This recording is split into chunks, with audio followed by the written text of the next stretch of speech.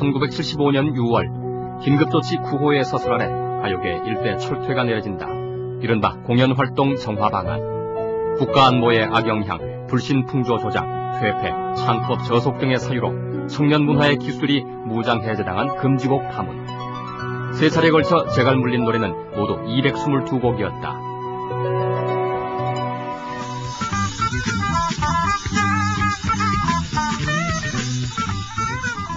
곡 같은 것도 뭐 10일 넘으면 빠꾸돼가지고 안 나오고 무슨 뭐 이유가 뭐냐 그러니까 가사 저서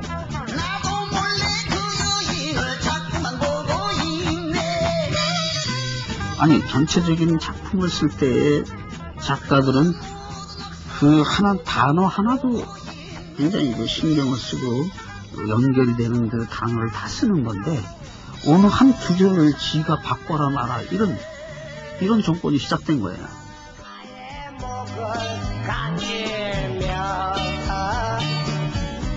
그러니까 약간의 내용만 있는 음악만 하면은 방송이 안 되죠.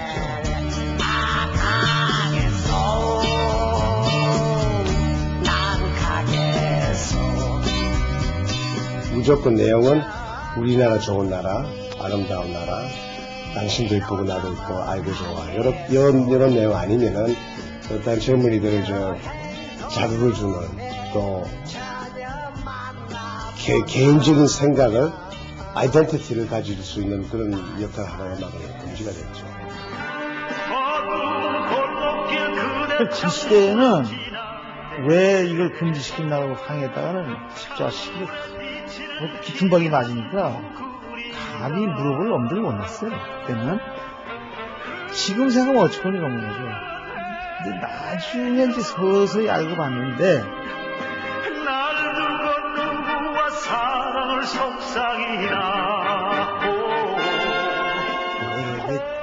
이게 젊은이들한테 좋은 영향을 안 준다 이거예요. 딜라일라가 금지되는 동안에 한 20년이가 금지됐어요. 그래서 그걸 못 불렀는데 이거 뭐 금지곡이 몇 년 전에 해제돼서 그때 부르려고 그러니까 뭐 인기 다 꺼지고 불러도 아무 뭐 소용도 없고 그럼 나만 억울하게 된 거죠.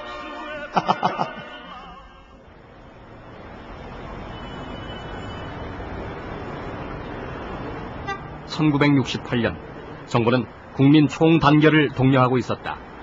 김일성 일당들이 뭐를 생각하고 있다는 것은 난 환하이 공산당의 무장 강첩이 들어오면 간첩을 두드리 잡아버리고 게리라가 들어오면 드론 쪽쪽 우리는 잡아버리고 그야말로 우리 국민들은 한쪽으로는 공산주의자들과 투쟁을 하면서 한쪽으로서는 건설을 추진해 나가는 4~5년서 건설을 뭉쳤다.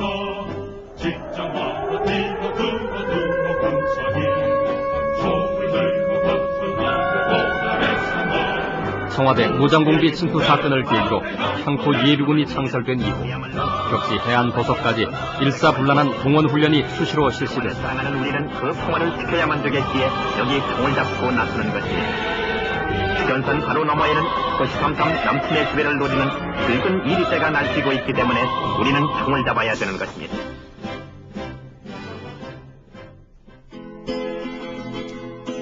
그때 한 젊은이가 나타났다.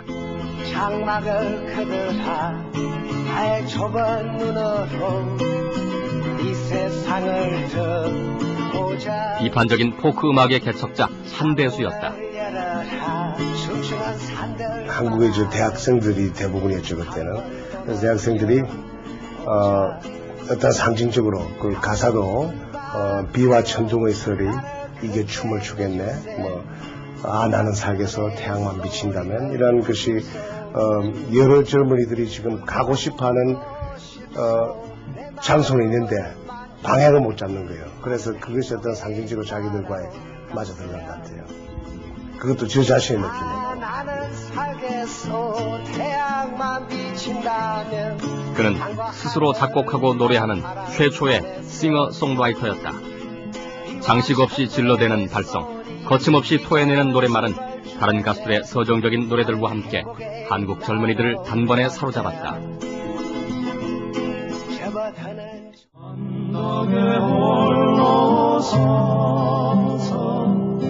눈물로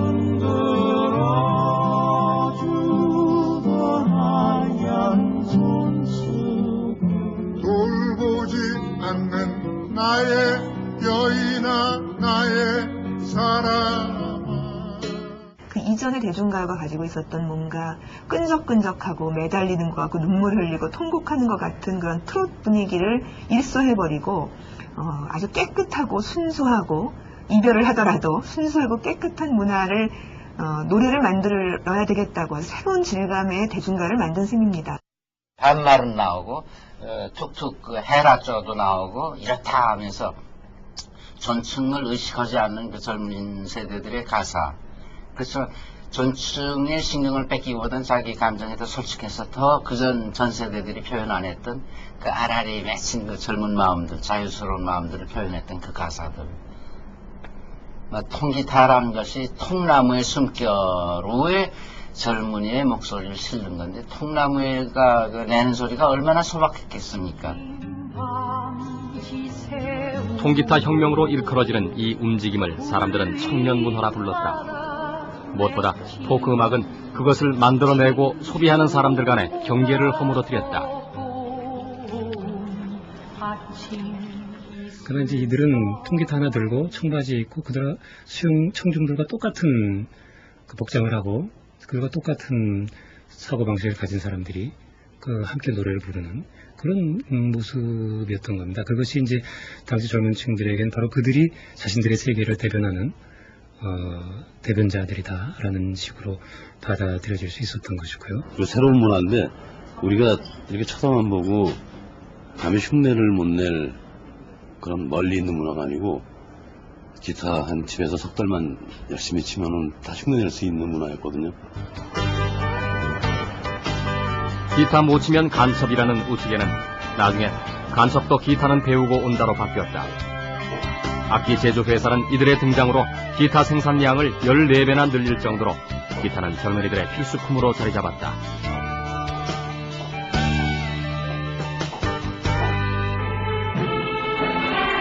휴전선의 물샐 틈 없는 경계와 맹훈련에 도구가 많은 병사들에게 흐뭇한 붓이 탄생했습니다. 심지어 군대에서도 기타 경연대회가 벌어지기도 했다. 발명으로 기타, 하모니카 등 92개 악단이 출전하는 경연대회를 가졌으며 통기타 열기는 71년 여름 청평 포크 페스티벌이라는 대규모 축제로 결집되기에 이른다. 청평 그 좁은 읍내에 만여 명의 젊은이가 몰리니까 거의 그거는 정말 그 과밀이에요, 과밀. 읍내까지 넘쳐가지고 사람들이. 그때 뭐 말은 포크 페스티벌이지만 록이고 뭐고 다 그냥. 그때 뭐 신중현 씨까지 록 쪽에서는 통기타는 뭐 거의 전원이 낮밤으로 공연을 했어요. 낮밤으로. 시작합니다, 끝입니다 이게 없는 거예요. 그냥 하는 거예요. 졸리면 다 자버리고. 이들을 수송하기 위해 철도청은 긴급 임시열차를 동원했다.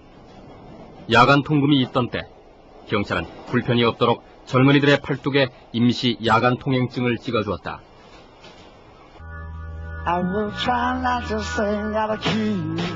청평의 포크 페스티벌은 45만 명이 운집했던 미국 우드스탁의 락 페스티벌에서 영향을 받은 것이었다. 미국의 청년 문화는 월남전 반전운동, 흑인 민권운동 등 강력한 저항 정신을 담고 있었다. 60년대 미국의 모던 포크의 영향을 상당히 사회 비판적인 모던 포크 영향을 받은 거고요.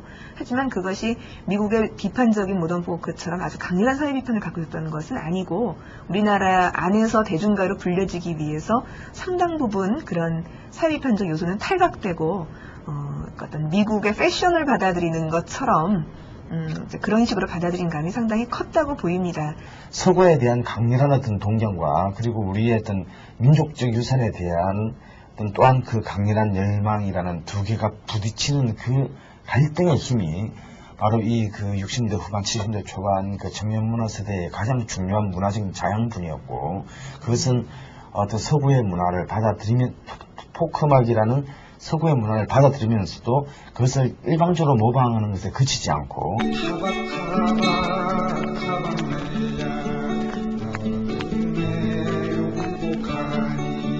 우리 엄마 무덤가에 젖 먹으러 찾아간다. 서양의 포크 음악에 승리하지 않은 우리의 전통적인 어떤 그런 음계로부터, 그 전통적인 우리의 요소로부터 다시 현대적인 요소를 재해석하는 어떤 창조적 재현을 꿈꾸게 됩니다. 통기타와 청바지로 대변되는 청년 문화에 대한 정부의 관용은 오래가지 않았다. 놀러가는 젊은이들의 기타는 소란과 무질서를 이유로 잠시 보관되기도 했다.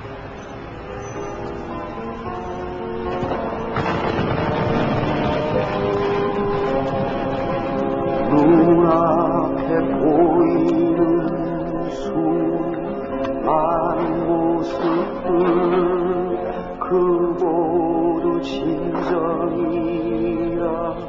문제는 수용자들이 노래를 어떻게 받아들이느냐였다.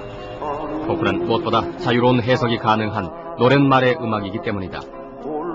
운유적인 가사가 돋보이던 김민기의 음악은 그런 점에서 주목의 대상이었다. 친구, 아침 이슬 등 그의 유일한 공식 앨범에 수록된 노래들은 시대 상황과 어우러져 사람들의 가슴을 울렸고 시위대 저항 노래로 불리워졌다. 1972년 그의 음반은 뚜렷한 사유 없이 전량수거돼 폐기되고 만다. 그게 어떤 정치적인 요소보다는 당시에 어떤 그 청년 지식인의 어떤 내면적인 고뇌를 사실 담았을 뿐입니다.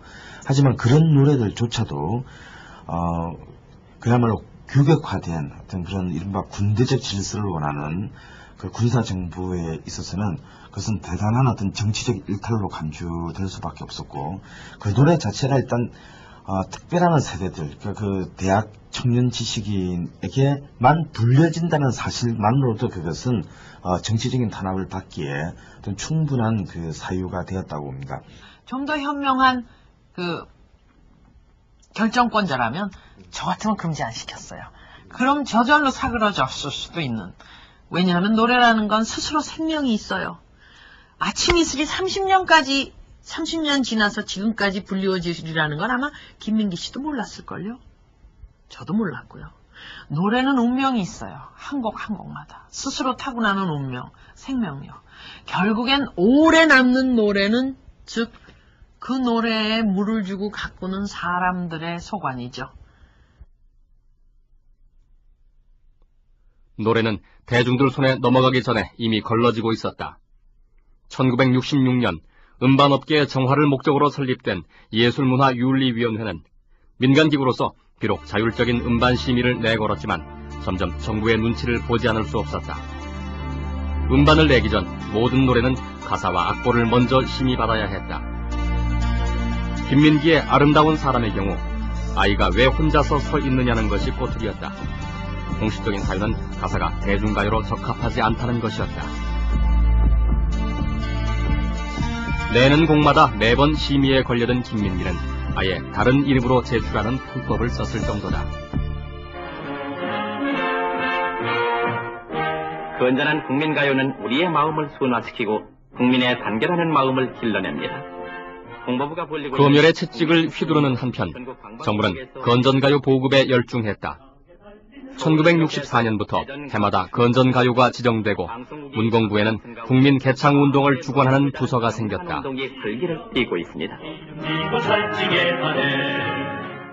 제가 문공부에 근무할 시절인데 추사 때입니다. 그때 너무나 이 사회가 메말라져가지고 좀 이렇게 국민들에게 건전한 가요를 보급하라는 그런 뜻으로 국민 개창운동, 건전가요 개창운동을 시작한 것이 참 오래됐습니다. 온 가정이 같이 부를 수 있는 말이지.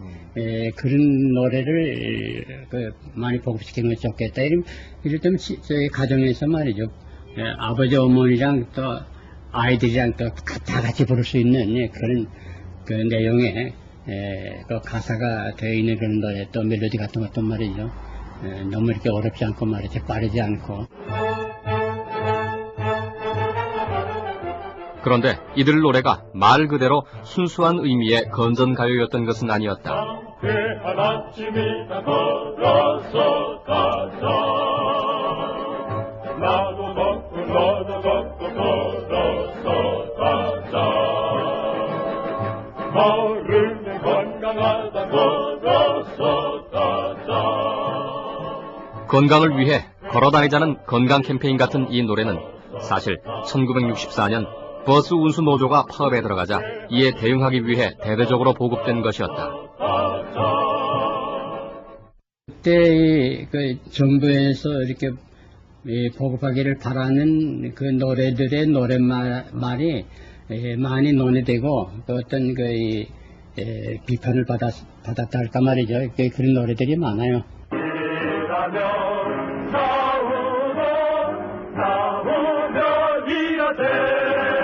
그 싸우면서 건설하자는 말이 말이지 그 자가당착이고 그 싸운다는 그 말 자체가 그 월남전을 함축해서 얘기한 건데 월남전보단 말이지 다시 폭력적인 그런 개념이 더 강하거든. 그러니까 말이지 공사장에서 싸우면서 어떻게 건설하느냐 말이 이렇게 우스개 그 말도 많이 나왔었는데. 숨은 간첩 찾아내고 무장봉 빛대잡자 또 건전가요는 남북이 대치하고 있는 상황에서 국민들의 정신무장을 강화하는 수단으로도 활용됐다. 여러분들의 행복한 피는 이제 멸공 통일을 위해서 아껴서 쓰셔야 되겠습니다. 여러분들의 혈세는 이곳으로 만족합니다. 대통령으로서의 직책을 성실히 수행할 것을 국민 앞에 엄숙히 선포합니다. 대통령이 임석하는 공식 석상에서 연주되는 대통령 찬가.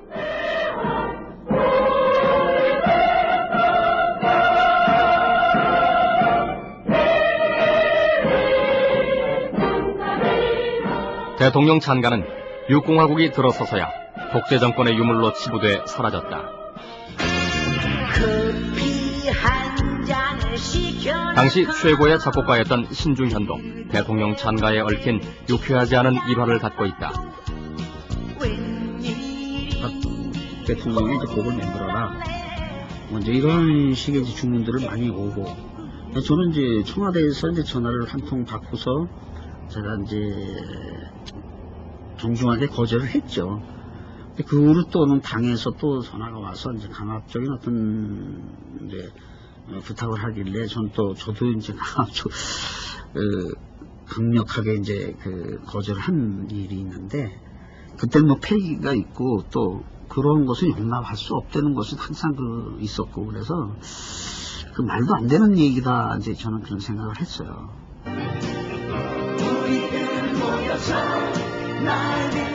대통령 찬가 대신 신중현은 우리 국토와 사람들을 주제로 한 대곡 아름다운 강산을 만든다.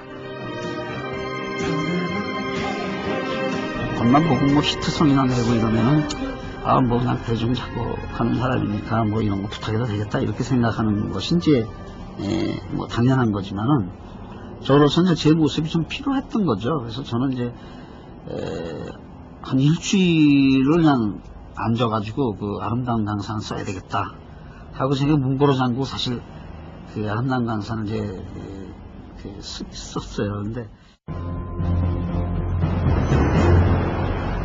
1972년 10월 비상계엄이 선포되고 그해 12월 장기 집권체제를 구축하기 위한 유신 헌법이 국민투표로 통과됐다. 10월 유신이 되면은 뭐 이렇게 국가가 안정이 되고 뭐 잘 산다는 거하고 이 투표가 헌법이 통과가 돼야 우리나라가 이제 발전한다 이제 그런 이야기 많이 들었어요. 유신의 정당성을 홍보하기 위해 정부는 강력하고 체계적인 문화예술 정책을 입안하고 추진했다. 유신을 강조하는 노래들이 만들어졌고 각급 학교로 속속 보급됐다. 하루는 담임 선생님께서 조금 늦게 들어오시더라고요. 늦게 들어오시더니 칠판에 하여간 노래 가사를 잔뜩 적으시더라고요. 아마 한 10개 정도 된 걸로 기억합니다. 그 가사를 가사 노래를 부르자라고 궁금시시면서 노래를 부르는데 그 노래는 산토끼였습니다. 새 역사 새 체제 잘 살기 위한 길 빠짐없는 투표로 항도 부산 빛내자. 제가 고향이 부산이거든요. 제가 왜 이런 걸 기억하고 있는지 모르겠습니다. 일하시는 대통령 이 나라의 지도자 산여정신 사랑하는 자에게 5.16 182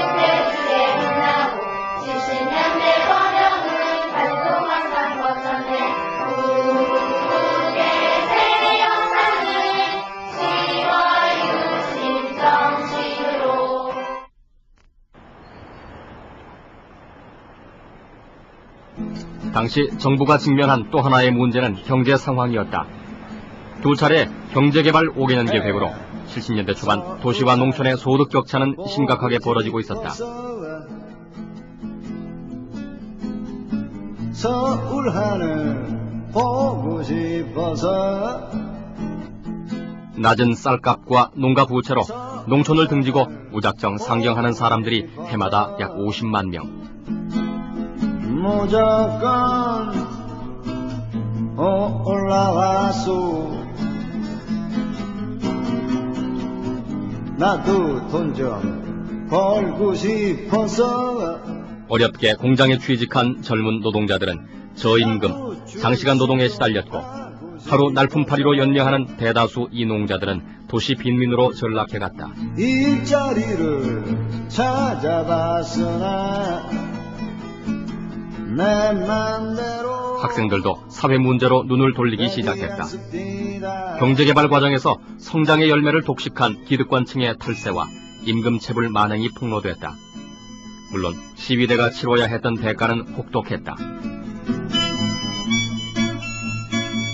그 당시에 한쪽에서는 어떤 노래가 흘렀냐면 아름다운 서울에서 살렵니다 이런 노래가 있었다고요. 근데 정부는 어떤 입장이었냐면 일 없이 도시의 거리를 방황하지 맙시다. 유휴산지를 찾아서 개간 사업을 하십시다. 당신은 자립할 수 있으며 이 나라는 부흥합니다. 뭐 그 노래 있지 않습니까? 왜 남쪽 나라 바다 멀리. 그러니까 그야말로 뽕을 따다가도 그런 노래 들으면 온다 말이죠. 그래서 이제 저는 제 나름대로는 뭐 정부에 아부하겠다는 것도 아닌 거고 또 두 바퀴 가는 자동차에서도 말씀드렸지만 이렇게 좀 복잡하단 말이죠, 이 도시가. 그래서 이제 좀 오지 마십시오 하는 뜻으로 난 서울 와봤더니 별 볼 일 없더라, 가겠다, 이제 이렇게 썼단 말이죠. 그런데 이제 그게 이건 부정적이다. 그래서 안 된다는 거죠.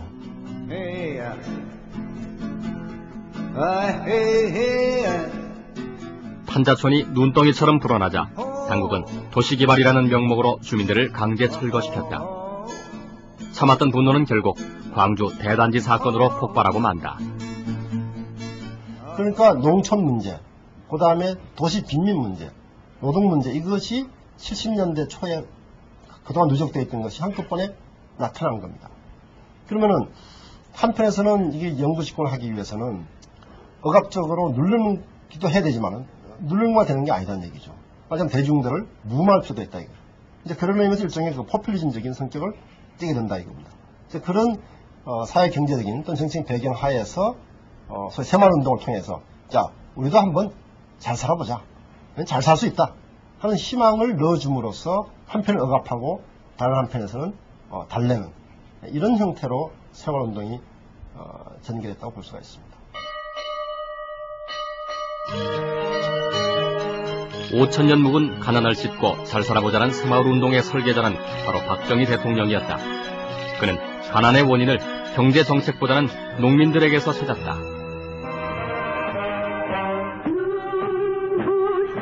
박정희 대통령은 올해 첫 지방장관 회의에서 새마을 정신에 투철한 농민 지도자 공무원이 한 덩어리가 돼서 지역개발 운동에 불을 붙이자는 것이 바로 새마을 운동이라고 밝혔습니다. 잘 사는 부락은 부지런하고 단결심이 강하고 협동정신이 강하고 열심히 일했기 때문에 잘 산다. 못 산 부락은 왜 못 사느냐. 게을고 단결이 안 되고 협동심이 안 되고 남은 모두 겨울에 나와서 이 추운 데 나와서 일하는데 집안에 앉아서 전부 무슨 막걸리나 가져다 놓고 무슨 돼지나 잡아먹거나 저녁에나 앉아서 사토나 치고 노름이나 하고 앉은 그런 부락이 부자가 잘 살 도리가 없다 이거. 박정희는 직접 새마을 노래를 작사 작곡해 보급했다. 새마을 운동은 끼니마다 쌀 한 수저씩을 모으는 좀돌이 저축 등 농민들의 자발성도 한 몫을 했지만 마을끼리의 경쟁 유발이 정부가 동원했던 가장 효과적인 추진 방법이었다.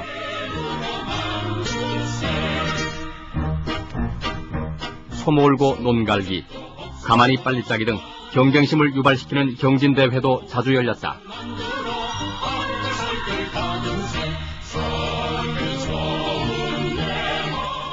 농촌 개량 사업으로 시작한 새마을 운동은 1973년 유신의 실천 도장으로 강조되면서 정치적인 국민 운동으로 전환된다. 대중을 강력하게 결집시키는 데는 무엇보다 새마을 노래가 큰 역할을 했다. 새벽적인 운명에 아침인 것 같네. 모두 일어나 이런 노래가 그분이 먼저 작사했다고. 그거는 나중에 이제 말하자면 가장 쉬운 가사로, 가장 쉬운 멜로디로, 또 대중들이 아주 서민들이 따라 부르기 안성맞춤인 노래로 이렇게 이제 평가를 받고 있는 노래인데. 하나 둘 셋 넷 다섯, 하나 둘 셋 넷 다섯, 하나. 이게 이제 요나 눕기 장계거든요. 그래서 네 번째를 요, 일곱 번째를 나, 눕기 뺀다. 그래서 요나 눕기가 됐고, 도레미파솔라시도 장음계에서 뺐기 때문에 요나 눕기 장음계 나오죠.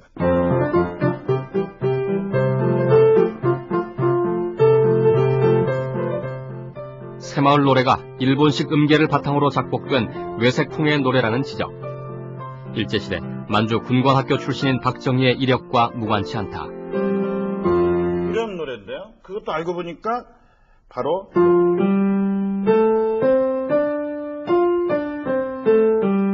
아주 요나누키 장계로 이루어졌죠.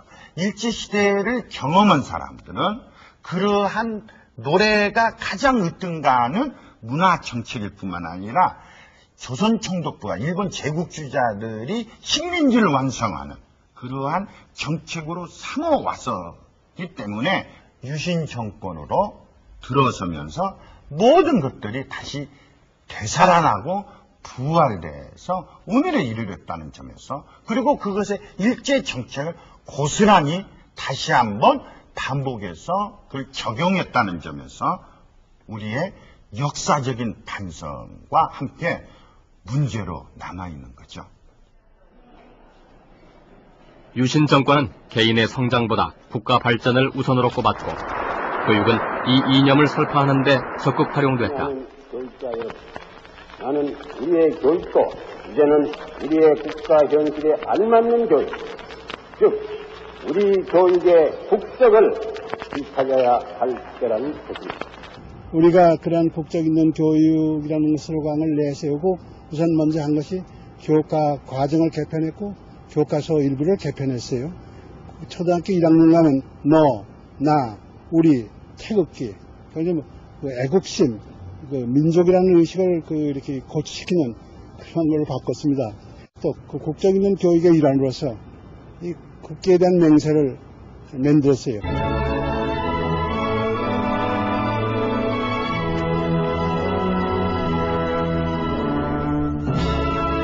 나는 자랑스런 태국기 앞에 조국과 민족의 무궁한 영광을 위하여 몸과 마음을 바쳐 충성을 다할 것을 굳게 다짐합니다.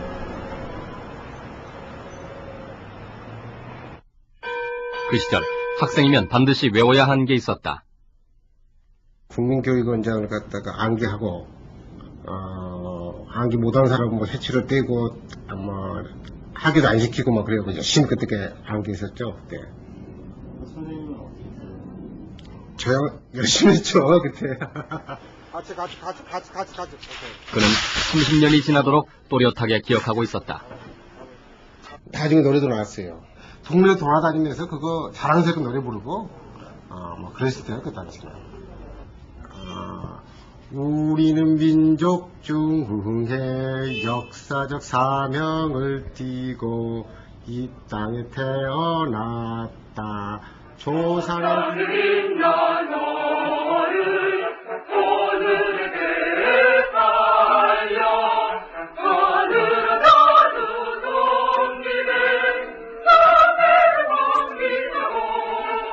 국민교육원장을 만들어보자고 제안한 사람은 박정희였다. 처음에는 학자들로 구성된 평가 교수단에 맡겼지만 결국 문교부에서 추진했다. 통일조국의 앞날을 내다보며 신념과 긍지를 국민교육원장에 대한 교수단의 의견은 봉건적인 발상인데다 일본 메이지 유신 때 교육 칙어를 본땄다는 것이었다. 역사를 창조하자. 1968년 12월 5일 대통령 박정희. 박 대통령이 일제시대 때 이제 교육을 받은 분이고, 또 이제 일본이 가지고 있는 그 장단점을 잘 알고 있기 때문에, 일본의 그 교육기구라는 게 있잖아요. 국민학교에서는 하여간 교육의 방침이 교육기구에 따라서 했고, 또 그걸 늘 암기를 했고, 또 그걸 갖다 늘 강조를 했고, 뭐, 아무리 둔한 사람도 말이지, 반드시 외워야 되니까. 그렇게 어떤 점에서는 굉장히 강요된, 뭐랄까요, 덕목이지만서도 은근히 그렇게 강조하다 보니까 말이죠. 일본 사람들 머릿속에는 그게 아마 꽤 상당히 뿌리 있게 박혀가지고, 소위 일본 정신이라는 게 뭐 거기서 나오지 않느냐, 이런 생각 때문에 가져요. 국민의 그 정신적인 무장을 강화하고 이제 단합을 추구하는, 그렇게 함으로써 어떤 그 국가에 대한 그 희생, 봉사의 정신을 키운다든가, 그렇게 함으로써 국민 그 동원을 강화시키고자 하는 그런 그 의도가, 정치적인 의도가 바로 국민교육 헌장 속에서 그대로 반영되고 있다고 볼 수 있습니다. 국민 동원은 군사교육이란 형태로도 나타났다. 대학은 물론 초등학생까지 총화 단결의 구호 아래 일사불란하게 움직이는 조직체로 훈련됐다.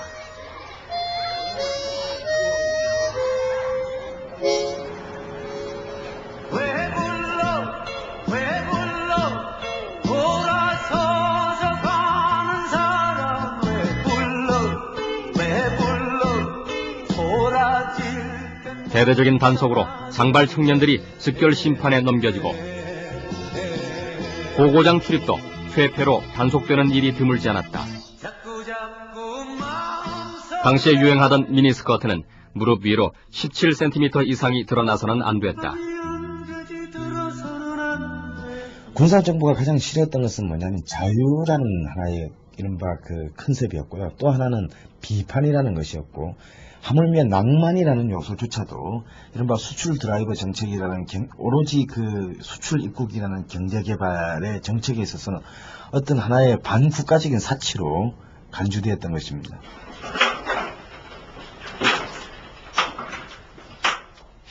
그런 잣대가 청년 문화의 노래들을 재단하기 시작했다. 음반을 만들면 시판하기 전에 또 납본 심의를 받아야 했는데, 가수 이정선의 경우 그의 데뷔 음반은 먼저 장발 사진이 심의에 걸려 머리를 깎고 표지 사진을 다시 찍어야 했다. 또 뒷면에 수록된 거리라는 노래는 불신 풍조를 조장한다는 이유로 금지됐다. 그때는 정책적으로 진취적인 밝은 미래를 나타낼 수 있는 음악을 권장하던 시대거든요. 근데 이제 제가 만든 노래들은 사실 밝다기보다는 굉장히 어두운 노래들이었어요. 우리 주위에서 일어나는 인간관계의 어두운 면, 제가 이제 막 철이 들면서 어느 사회에 좀 부조리한 면, 그런 면에 대한 노래들이었는데,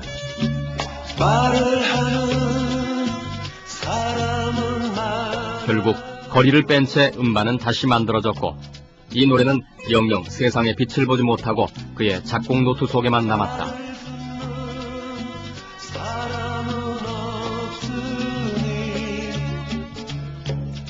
이 집 음반도 장발 사진이 문제가 됐다. 문제는 또 있었다. 두 번째 앨범 낼 때쯤 돼서 그러니까 모든 앨범마다 한 곡씩 의무적으로 건전가요를 넣었어요. 그러니까 문공부에서 건전가요 목록을 그 몇 곡이었더라, 30곡에서 한 50곡 되는데 녹음한 테이프까지 같이 각 레코드 회사로 내려줬거든요. 그럼 그 중에서 골라서 이제 한 곡씩 넣는 거예요. 음반에다 하나 두 곡씩 거기다 의무적으로 넣기를 이렇게 저희가 음반협회에다 요청을 해서, 그 법적으로 이렇게 된 건 아니지만 그렇게 해서 이제 협조 요청사항으로 건전가요들이 하나 둘씩 들어가 있었죠. 여기서 있었으면 좋겠다는 의사가 그분들이 받아들이기에는 그것은 강제상으로 받아들이지 않을 수 없는 분위기였어요. 그건 틀림없습니다. 제가 말씀드리기에. 건전가요로 그는 새마을 노래를 수록했는데, 작사 작곡자로 박정희 대통령이라고 써놓은 게 문제가 됐다. 그 노래를 아예 빼버리자 통과됐는데 결국 이정선의 2집 음반은 3번을 찍어야 했다. 사실 이렇게 위에서 컨트롤하고 막고, 근데 아무리 막아도 다른 곳을 가고 싶어하는 저에게 창자구역이죠. 그건 못 봤거든요. 그러면 다른 방법으로 나타나요. 정화는 내게 너무 황홀한 여인이었어. 초법적이고 비정상적인 탄압 속에 74년의 겨울은 점점 깊어가고 있었다. 유신 헌법의 철폐를 요구하는 100만 명 서명운동이 계속됐고 정부는 긴급조치 1호를 필두로 잇따른 강압책을 선포한다. 민청학년 사건이 발표되고 그 배후 세력으로 인혁장이 지목됐다. 우리는 마치 약속이나 한 듯 헤어졌으니. 조작 시비 속에 대법원은 8명에 대해서 사형을 확정했고 불과 20시간 만에 사형이 집행됐다. 세계 사법사상 초유의 일이었다.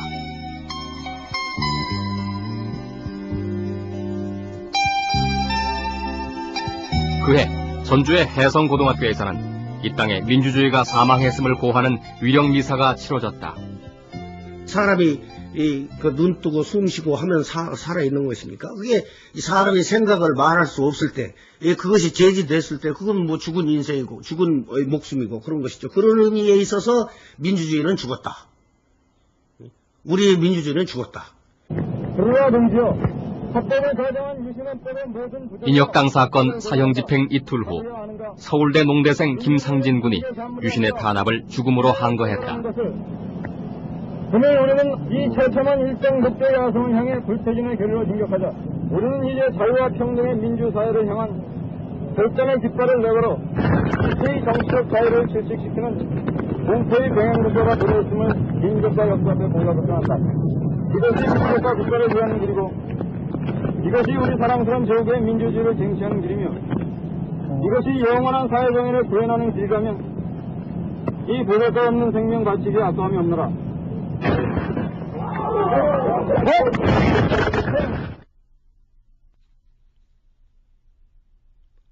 할복 후 그는 병원으로 옮겨졌지만 그 이튿날 사망했다. 유신체제는 26살의 젊은이에겐 견딜 수 없는 공포의 병영국가였다. 먼저면 너무너무 슬프고 섭섭했지만 나중에는 참 자기 목숨 하나 희생으로 하면서 여러 사람이 잘 된다면야 보람은 생명을 했지요. 나중엔 이해했죠. 어떻게 보면 신문에 보도되지 않는 암흑기의 투쟁으로 접어들게 됩니다. 아무도 이 저항을 알 수가 없는 시대죠. 바로 이 시대에 이 암울했던 저항의 도덕적 일종의 연료라고 할까요? 도덕적 이 근원지가 되는 사건이 바로 김상진 사건이었다고 볼 수가 있습니다. 그로부터 나흘 후 서울의 초등학교 학생들은 북녘땅에 보내는 꽃씨를 날려보냈다. 5월엔 일체 집회와 시위가 금지되는 긴급조치 9호가 선포되고 6월부터 공연활동 정화방안에 따라 모두 3차에 걸쳐 가요 222곡에 대해 금지 조치가 내려졌다. 노래의 대학살이었다. 75년도 바로 그러한 과정을 겪으면서 다시 이제 그 전 단계로 퇴화해버리는 그 싹을 보였던 젊은이들의 그 문화가 완전히 잘려가면서 그 과거의 어떤 트로트 중심의 그런 질서로 회귀해버리는, 그럼으로써 우리 대중음악 문화의 어떤 다양한 발전의 기회가 상당히 늦춰질 수밖에 없었던 그런 계기가 될 수밖에 없었다는 겁니다. 79년엔 새마을 노래와 함께 역시 외색풍의 노래 나의 조국이 애국가요로 지정된다. 어찌는 이 노래는 단순히 어떤 정치적인 탄압을 넘어서서 박정희 시대에 있던 이 전국민 통합적인 이 건전가요 운동이라는 게 결국은 미학적으로도 그리고 어떤 심리적으로도 어떤 식민지 시대의 총독부의 어떤 이 식민지 지배 정책과 맞닿아 있다라는 것을 어쩌면 스스로 증명하는 가장 중요한 어떤 그 자료가 될 것입니다.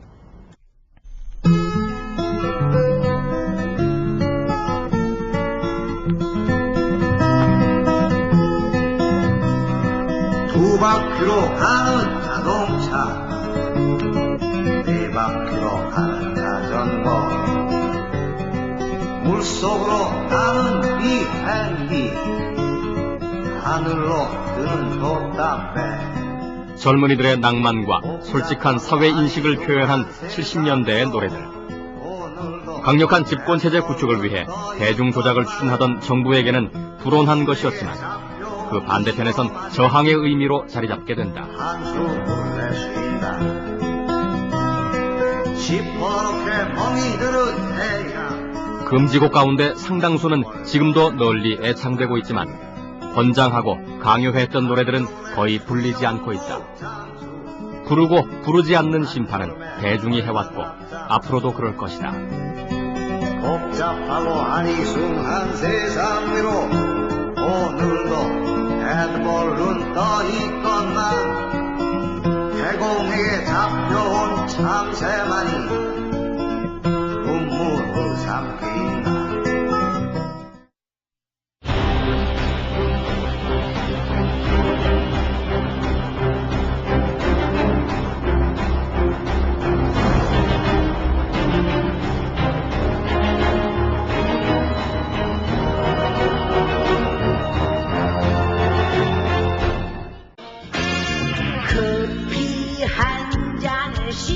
당시 최고의 작곡가였던 신중현도 대통령 찬가에 얽힌 유쾌하지 않은 일화를 갖고 있다. 대통령이 이제 곡을 만들어라. 이제 이런 식의 주문들을 많이 오고, 저는 이제 청와대에서 이제 전화를 한 통 받고서 제가 이제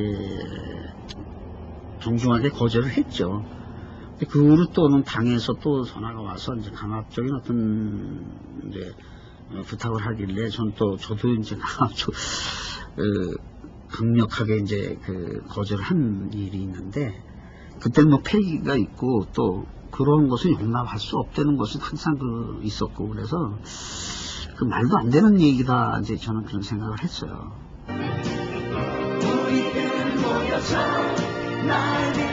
대통령 찬가 대신 신중현은 우리 국토와 사람들을 주제로 한 대곡 아름다운 강산을 만든다. 겉만 보고 뭐 히트성이나 내고 이러면은 뭐 그냥 대중 작곡하는 사람이니까 뭐 이런 거 부탁해도 되겠다 이렇게 생각하는 것이 이제 뭐 당연한 거지만은 저로서는 제 모습이 좀 필요했던 거죠. 그래서 저는 이제 한 일주일을 그냥 앉아가지고 그 아름다운 강산 써야 되겠다 하고 제가 문고로 잠고 사실 그 아름다운 강산을 이제 썼어요. 근데 1972년 10월 비상계엄이 선포되고 그해 12월 장기 집권체제를 구축하기 위한 유신 헌법이 국민투표로 통과됐다. 10월 유신이 되면은 뭐 이렇게 국가가 안정이 되고 뭐 잘 산다는 거하고 이 투표가 헌법이 통과가 돼야 우리나라가 이제 발전한다 이제 그런 이야기 많이 들었어요. 유신의 정당성을 홍보하기 위해 정부는 강력하고 체계적인 문화예술 정책을 입안하고 추진했다. 유신을 강조하는 노래들이 만들어졌고 각급 학교로 속속 보급됐다. 하루는 담임선생님께서 조금 늦게 들어오시더라고요. 늦게 들어오시더니 칠판에 하여간 노래 가사를 잔뜩 적으시더라고요. 아마 한 10개 정도 된 걸로 기억합니다. 그 가사를 이렇게 노래를 부르자라고 궁금시시면서 노래를 부르는데 그 노래는 산토끼였습니다. 새 역사 새 체제 잘 살기 위한 길 빠짐없는 투표로 항도 부산 빛내자. 제가 고향이 부산이거든요. 제가 왜 이런 걸 기억하고 있는지 모르겠습니다. 일하시는 대통령 이 나라의 지도자 산명정신 같은 사랑하는 사회에 5.16.18이 6대 끝나고 70년대 번영은 활동한 상거천에 우국의 새 역사는 10월 유신 정식으로.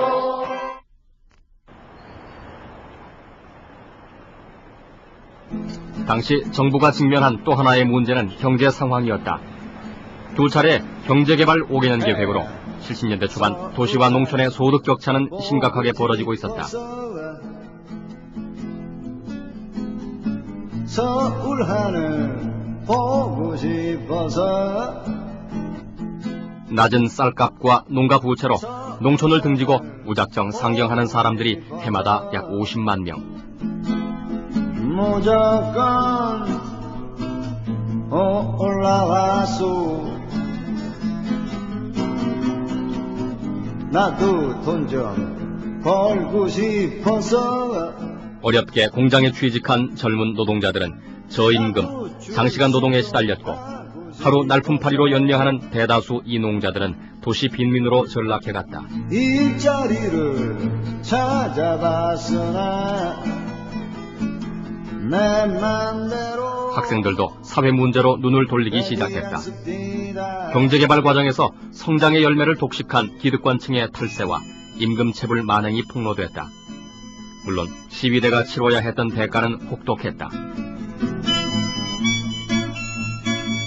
그 당시에 한쪽에서는 어떤 노래가 흘렀냐면 아름다운 서울에서 살렵니다 이런 노래가 있었다고요. 근데 정부는 어떤 입장이었냐면 이 일 없이 도시의 거리를 방황하지 맙시다. 유휴 산지를 찾아서 개간 사업을 하십시다. 당신은 자립할 수 있으며 이 나라는 부흥합니다. 그 노래 있지 않습니까? 왜 남쪽 나라 바다 멀리. 그러니까 그야말로 뽕을 따다가도 그런 노래 들으면 온다 말이죠. 그래서 이제 저는 제 나름대로는 뭐 정부에 아부하겠다는 것도 아닌 거고 또 두 바퀴 가는 자동차에서도 말씀드렸지만 이렇게 좀 복잡하단 말이죠, 이 도시가. 그래서 이제 좀 오지 마십시오 하는 뜻으로 나는 서울 와봤더니 별 볼 일 없더라, 가겠다, 이제 이렇게 썼단 말이죠. 그런데 이제 툭툭 헤라조도 나오고 이렇다 하면서 존층을 의식하지 않는 그 젊은 세대들의 가사. 그래서 존층의 신경을 뺏기보다는 자기 감정에 더 솔직해서 더 그전 전 세대들이 표현 안 했던 그 알알이 맺힌 그 젊은 마음들, 자유스러운 마음들을 표현했던 그 가사들. 통기타라는 것이 통나무의 숨결로의 젊은이의 목소리를 실는 건데 통나무가 내는 소리가 얼마나 소박했겠습니까? 통기타 혁명으로 일컬어지는 이 움직임을 사람들은 청년 문화라 불렀다. 무엇보다 포크 음악은 그것을 만들어내고 소비하는 사람들 간의 경계를 허물어뜨렸다. 그러나 이제 이들은 통기타 하나 들고 청바지 입고 그들 수영 청중들과 똑같은 그 복장을 하고 그들과 똑같은 사고방식을 가진 사람들이 함께 노래를 부르는 그런 모습이었던 겁니다. 그것이 이제 당시 젊은 층들에겐 바로 그들이 자신들의 세계를 대변하는 대변자들이다라는 식으로 받아들여질 수 있었던 것이고요. 새로운 문화인데 우리가 이렇게 쳐다만 보고 감히 흉내를 못 낼 그런 멀리 있는 문화가 아니고 기타 한 집에서 석 달만 열심히 치면은 다 흉내낼 수 있는 문화였거든요. 기타 못 치면 간첩이라는 우스개는 나중에 간첩도 기타는 배우고 온다로 바뀌었다. 악기 제조 회사는 이들의 등장으로 기타 생산량을 14배나 늘릴 정도로 기타는 젊은이들의 필수품으로 자리 잡았다.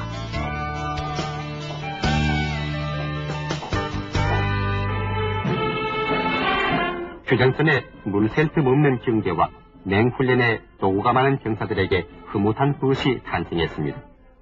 심지어 군대에서도 기타 경연대회가 벌어지기도 했다. 별명으로 기타, 하모니카 등 92개 악단이 출전하는 경연대회를 가졌으며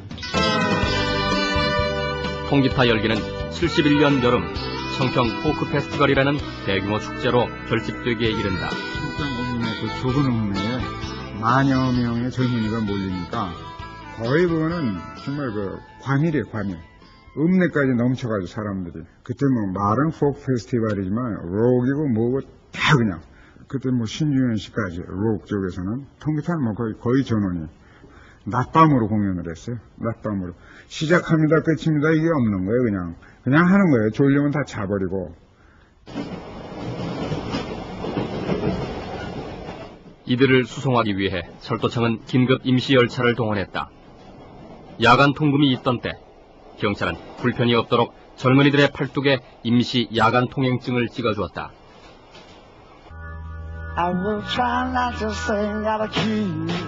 청평의 포크 페스티벌은 45만 명이 운집했던 미국 우드스탁의 락 페스티벌에서 영향을 받은 것이었다. 미국의 청년 문화는 월남전 반전운동, 흑인 민권운동 등 강력한 저항 정신을 담고 있었다. 60년대 미국의 모던 포크의 영향을 상당히 사회 비판적인 모던 포크 영향을 받은 거고요.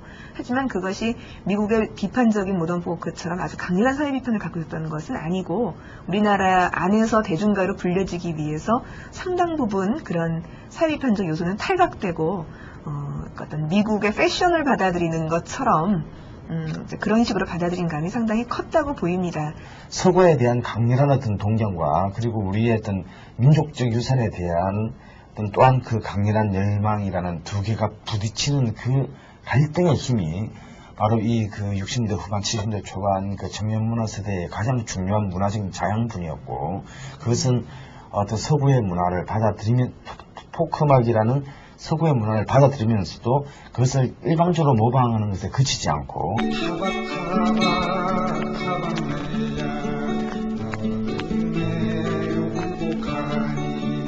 우리 엄마 무덤가에 젖먹으러 찾아간다.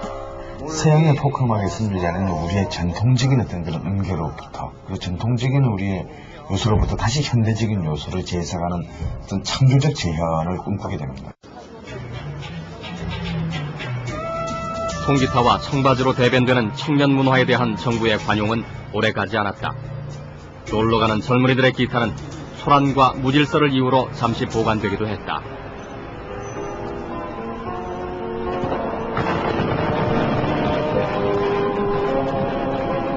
눈앞에 보이는 수많은 모습들 그 모두 진정이라.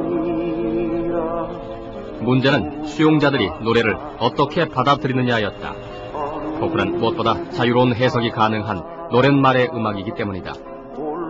운유적인 가사가 돋보이던 김민기의 음악은 그런 점에서 주목의 대상이었다.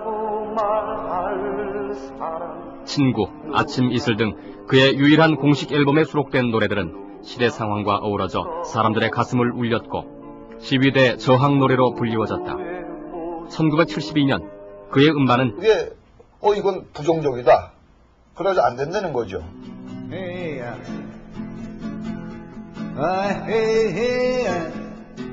판자촌이 눈덩이처럼 불어나자 당국은 도시개발이라는 명목으로 주민들을 강제 철거시켰다. 참았던 분노는 결국 광주 대단지 사건으로 폭발하고 만다. 그러니까 농촌 문제, 그 다음에 도시 빈민 문제, 노동 문제, 이것이 70년대 초에 그동안 누적되어 있던 것이 한꺼번에 나타난 겁니다. 그러면은 한편에서는 이게 영구집권을 하기 위해서는 억압적으로 누르기도 해야 되지만은 누르기만 되는 게 아니다는 얘기죠. 하지만 대중들을 무마할 필요도 있다 이거. 이제 그런 의미에서 일종의 그 포퓰리즘적인 성격을 띠게 된다 이겁니다. 이제 그런 사회 경제적인 또는 정치적 배경 하에서 소위 새마을운동을 통해서 자 우리도 한번 잘 살아보자, 잘 살 수 있다 하는 희망을 넣어줌으로써 한편을 억압하고 다른 한편에서는 달래는 이런 형태로 새마을운동이 전개됐다고 볼 수가 있습니다. 5천년 묵은 가난을 씻고 잘 살아보자는 새마을운동의 설계자는 바로 박정희 대통령이었다. 그는 가난의 원인을 경제정책보다는 농민들에게서 찾았다.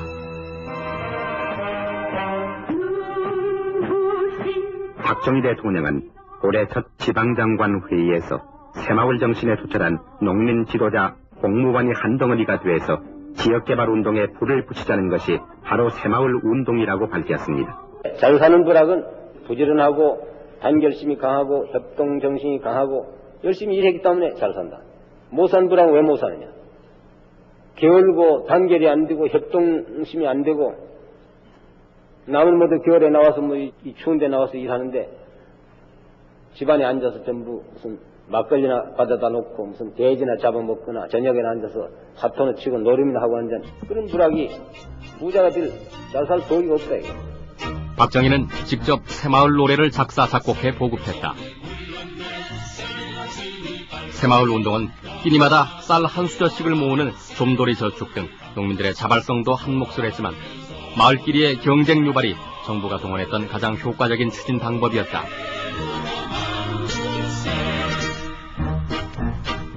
소 몰고 논갈기, 가만히 빨리 짜기 등 경쟁심을 유발시키는 경진대회도 자주 열렸다.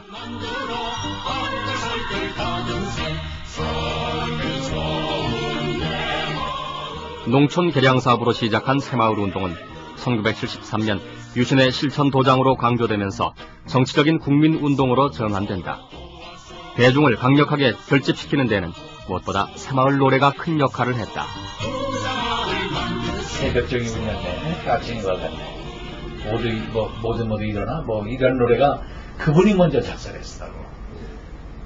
그거는 나중에 이제, 말하자면 가장 쉬운 가사로, 가장 쉬운 멜로디로, 또 대중들이 아주 서민들이 따라 부르기 안성맞춤인 노래로 이렇게 이제 평가를 받고 있는 노래인데.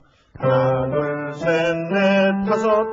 하나, 둘, 셋, 넷, 다섯. 하나. 이게 이제 요나 눕기 장계거든요. 그래서 네 번째를 요, 일곱 번째를 나, 눕기 뺀다. 그래서 요나 눕기가 됐고 도레미파솔라시도 장음계에서 뺐기 때문에 요나 눕기 장음계 나오죠.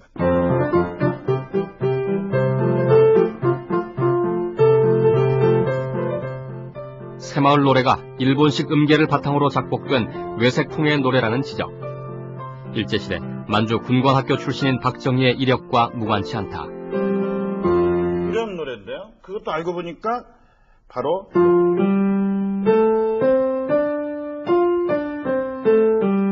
아주 요나누기 장계로 이루어졌죠. 일제시대를 경험한 사람들은 그러한 노래가 가장 으뜸가는 문화 정책일 뿐만 아니라 조선 총독부가 일본 제국주의자들이 식민지를 완성하는 그러한 정책으로 삼아왔었기 때문에 유신 정권으로 들어서면서 모든 것들이 다시 되살아나고 부활돼서 오늘에 이르렀다는 점에서 그리고 그것의 일제 정책을 고스란히 다시 한번 반복해서 그걸 적용했다는 점에서 우리의 역사적인 반성과 함께 문제로 남아있는 거죠. 유신 정권은 개인의 성장보다 국가 발전을 우선으로 꼽았고 교육은 이 이념을 설파하는 데 적극 활용됐다. 나는 우리의 교육도 이제는 우리의 국가 현실에 알맞는 교육, 즉 우리 교육의 국적을 되찾아야 할 때라는 것입니다. 우리가 그러한 국적 있는 교육이라는 슬로건을 내세우고 우선 먼저 한 것이 교과 과정을 개편했고 교과서 일부를 개편했어요. 초등학교 1학년 가면 너, 나, 우리, 태극기, 애국심, 민족이라는 의식을 이렇게 뚜렷한 사유 없이 전량수거돼 폐기되고 만다. 그게 어떤 정치적인 요소보다는 당시에 어떤 그 청년 지식인의 어떤 내면적인 고뇌를 사실 담았을 뿐입니다. 하지만 그런 노래들조차도 그야말로 규격화된 어떤 그런 이른바 군대적 질서를 원하는 그 군사 정부에 있어서는 그것은 대단한 어떤 정치적 일탈로 간주될 수밖에 없었고 그 노래 자체가 일단 특별한 세대들, 그 대학 청년 지식인에게만 불려진다는 사실만으로도 그것은 정치적인 탄압을 받기에 어떤 충분한 그 사유가 되었다고 봅니다. 좀 더 현명한 그 결정권자라면 저 같으면 금지 안 시켰어요. 그럼 저절로 사그러졌을 수도 있는. 왜냐하면 노래라는 건 스스로 생명이 있어요. 아침 이슬이 30년 지나서 지금까지 불리워지리라는 건 아마 김민기 씨도 몰랐을걸요. 저도 몰랐고요. 노래는 운명이 있어요. 한 곡 한 곡마다. 스스로 타고나는 운명, 생명력.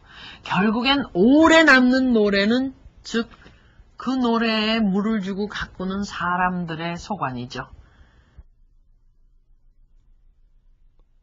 노래는 대중들 손에 넘어가기 전에 이미 걸러지고 있었다. 1966년 음반업계의 정화를 목적으로 설립된 예술문화윤리위원회는 민간기구로서 비록 자율적인 음반 심의를 내걸었지만 점점 정부의 눈치를 보지 않을 수 없었다. 음반을 내기 전 모든 노래는 가사와 악보를 먼저 심의받아야 했다. 김민기의 아름다운 사람의 경우 아이가 왜 혼자서 서 있느냐는 것이 꼬투리였다. 공식적인 사유는 가사가 대중가요로 적합하지 않다는 것이었다. 내는 곡마다 매번 심의에 걸려든 김민기는 아예 다른 이름으로 제출하는 풀법을 썼을 정도다. 건전한 국민가요는 우리의 마음을 순화시키고 국민의 단결하는 마음을 길러냅니다. 홍보부가 벌리고 검열의 채찍을 휘두르는 한편 정부는 건전가요 보급에 열중했다. 1964년부터 해마다 건전가요가 지정되고 문공부에는 국민개창운동을 주관하는 부서가 생겼다. 운동이 활기를 띠고 있습니다.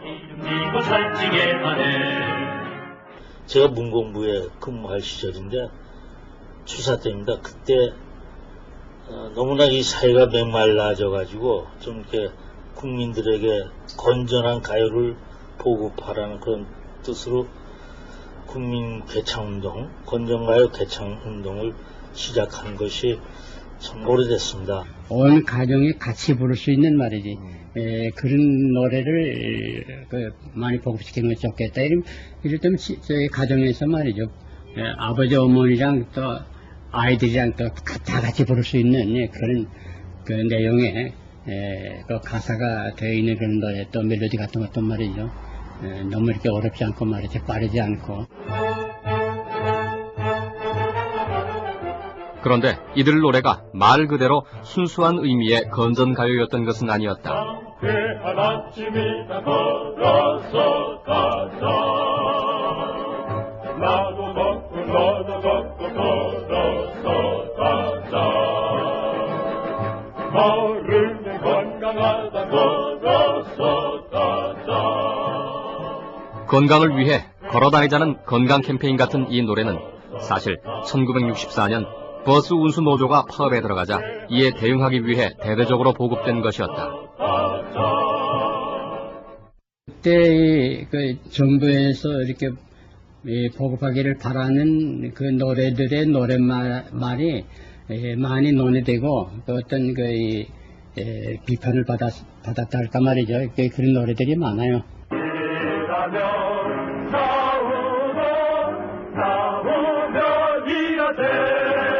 그 싸우면서 건설하자는 말이 말이지, 그 자가당착이고, 그 싸운다는 그 말 자체가, 그 월남전을, 함축해서 얘기한 건데, 월남전보단 말이지, 다시 폭력적인 그런 개념이 더 강하거든. 그러니까 말이지, 공사장에서 싸우면서 어떻게 건설하느냐 말이야, 이렇게, 우스개 그 말도 많이 나왔었는데. 숨은 간첩 찾아내고, 무장봉 밑때려잡자. 또 건전가요는 남북이 대치하고 있는 상황에서 국민들의 정신무장을 강화하는 수단으로도 활용됐다. 여러분들의 효기한 피는 이제 멸공 통일을 위해서 아껴서 쓰셔야 되겠습니다. 여러분들의 혈세는 이곳으로 만족합니다. 대통령으로서의 직책을 성실히 수행할 것을 국민 앞에 엄숙히 선포합니다. 대통령이 임석하는 공식 석상에서 연주되는 대통령 찬가.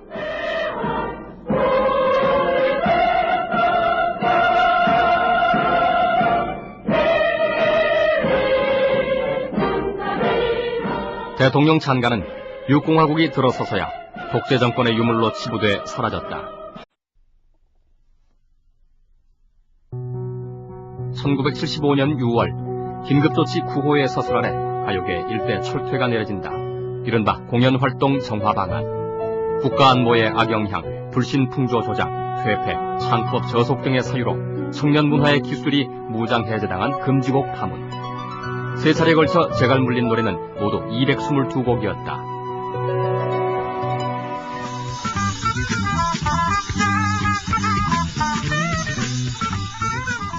곡 같은 것도 뭐 시위를 넣으면 빠꾸돼가지고 안 나오고 무슨 뭐 이유가 뭐냐 가사 저서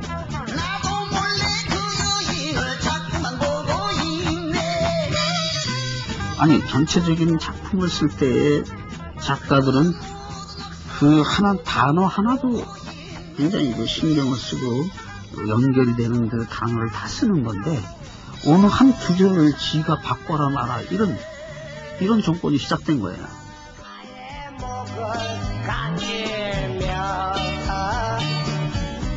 그러니까 약간의 내용만 있는 음악만 하면은 방송이 안 되죠.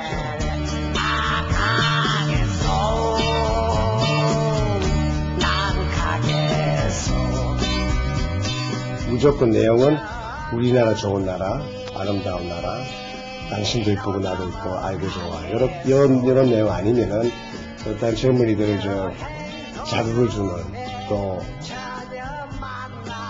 개인적인 생각을 아이덴티티를 가질 수 있는 그런 역할 하나가 막 금지가 됐죠. 그 시대에는 왜 이걸 금지시킨다고 항의했다가는 자식이 기퉁박이 맞으니까 감히 무릎을 엄두를 못 냈어요. 그때는 지금 생각하면 어처구니가 없는 거죠. 근데 나중에 이제 서서히 알고 봤는데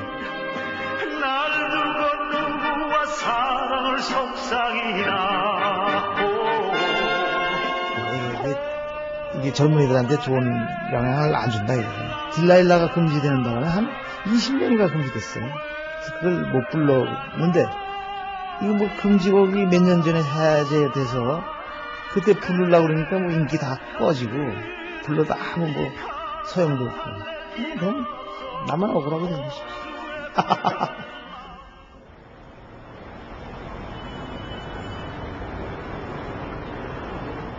1968년 정부는 국민 총단결을 독려하고 있었다. 김일성 일당들이 뭐를 생각하고 있다는 것은 난 환하이共産党의 무장 강첩이 들어오면 간첩을 두드리 잡아버리고 게리라가 들어오면 그런 쪽쪽 우리는 잡아버리고 그야말로 우리 국민들은 한쪽으로는 공산주의자들과 투쟁을 하면서 한쪽으로서는 건설을 추진해 나가는 싸우면서 건설을 뭉쳐서 직장마다 뛰고 두고 군사기 청와대 무장공비 침투 사건을 계기로 향토 예비군이 창설된 이후 역시 해안도서까지 일사불란한 동원훈련이 수시로 실시됐다. 우리는 그 평화를 지켜야만 되겠기에 여기 총을 잡고 나서는 것입니다. 휴전선 바로 너머에는 호시탐탐 남친의 지배를 노리는 붉은 이리떼가 날뛰고 있기 때문에 우리는 총을 잡아야 되는 것입니다.